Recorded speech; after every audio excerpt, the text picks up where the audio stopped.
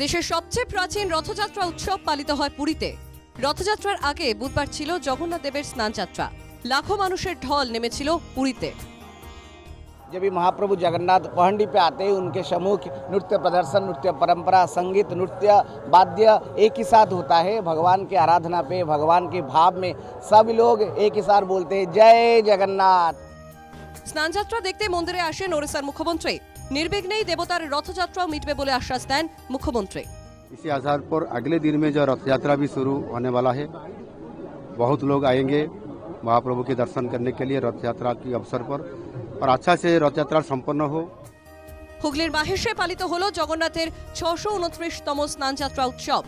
1.5 মণ দুধ এবং 28 ঘড়া গঙ্গা জল রূপোর ছাঁকনি দিয়ে ঢেলে স্নান করানো হয় জগন্নাথ, বলরাম, সুভদ্রাকে। স্নানযাত্রা দেখতে স্নানপিড়ি মাঠে ছিল হাজারো ভক্তের ভিড়। হুগলির গুপ্তিপাড়ার বৃন্দাবন চন্দ্র জিউ মাঠেও পালিত হলো জগন্নাথ দেবের স্নানযাত্রা। 108 ঘড়া দুধ গঙ্গা জল দিয়ে 3 দেবতাকে স্নান করানো হয় এখানে।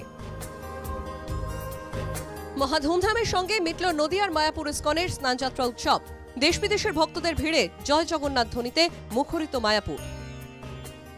It's a very big festival. It's the biggest festival of Lord Jagannath, the Lord of all universe. And this is a very nice festival. And in Mayapur, it's a great festival because ISKCON is very nice organizer. এবং বৎসরে একমাত্র এই দিনটিতেই সমস্ত মানুষ তারা জগন্নাথ দেবকে মহা অভিষেক স্নান করাবার সুযোগ পান। অন্য দিনটিতে সম্ভব নয়। কংসাবতী নদী থেকে মাথায় কলসি নিয়ে জল আনলেন মহিলারা।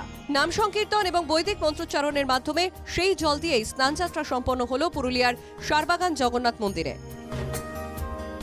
চৈতন্যদেবের পদধূলি ধন্য পূর্ব বর্ধমানের জামালপুরের কুলিন গ্রাম। জগন্নাথের জন্মতিথি উপলক্ষে মহা সমারোহে কুলিন গ্রামে মিটল জগন্নাথ দেবের স্নানযাত্রা। রাজ আমলের চিরাচরিত ঐতিহ্য মেনে কোচবিহারে পালিত হল মদন মোহন দেবের স্নানযাত্রা। 108 ঘড়া জল, ডাবের জল, ঘি, মধুর মতো বিভিন্ন সামগ্রী দিয়ে স্নান করানো হয় মদন মোহনকে। Bureau report, NKTV Bangla.